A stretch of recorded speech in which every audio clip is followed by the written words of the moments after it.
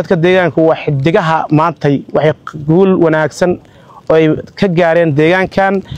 waa dad diiday inay mataqaanaa gumaysi qaataan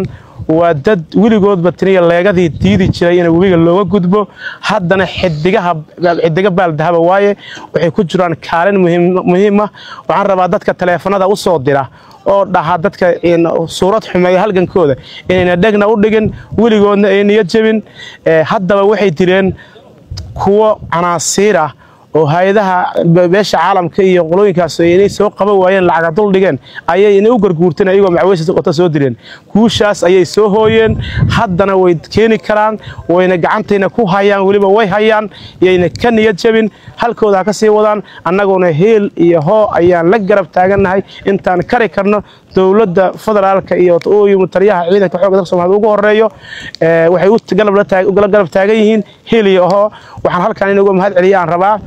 taliyaha ciidanka xoogga dalka Soomaaliyeed wasiirka gaashaandhigga iyo taliska ciidanka dhulka oo noo ongolaaday anagoo laba taliye guutaa inaan isku hogaamino